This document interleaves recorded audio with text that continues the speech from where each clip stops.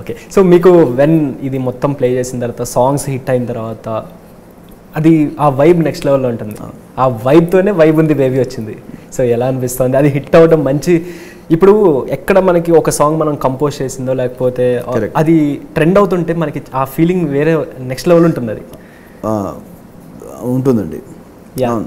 So అది ఎలా అనిపిస్తుంది మీకు? అది ఇప్పుడు ఇన్స్టాలో ఎక్కడ చూసుకున్నా చిన్న పిల్లడి దగ్గర నుంచి పెద్దవాళ్ళ వరకు ప్రతి ఒక్కరు వైబ్. సంతోషం అండి, ఆనందం. అంటే అది వెళ్ళటం అనేది ఎప్పుడు కూడా కొత్త ఉత్సాహాన్ని ఇస్తూనే ఉంటుంది.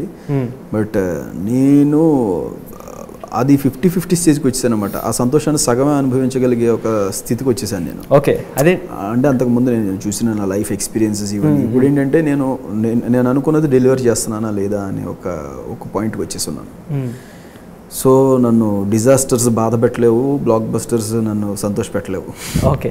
మరి ఏం సంతోష పెడతాయి అంటారు? నన్ను నా పనే. ఓకే. మీ వర్క్ దీని అంటారు రిజల్ట్తో సంబంధం లేకుండా మనం ప్రతిరోజు పొద్దున్న లేచి మనకు నచ్చిన పని చేసుకుంటూ వెళ్ళిపోతున్నామా లేదా. ఓకే. అదే పెద్ద వరం.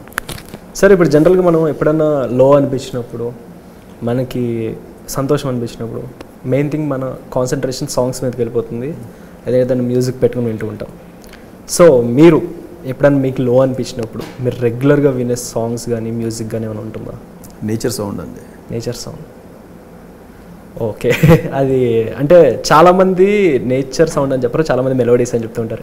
వై నేచర్ సౌండ్ ఎందుకు అంటారు? అంటే నేను పొద్దున్న లేస్తే నేను పాటలో ఉంటాను, 24/7 అదే పనిలో ఉంటాను. కాబట్టి నాకు ఆల్టర్నేటివ్ ఏంటంటే నాకు ఓపెన్ స్పేసెస్కి వెళ్ళిపోయి నేను ఆ శబ్దాలు వింటూ ఉంటాను ప్రశాంతంగా.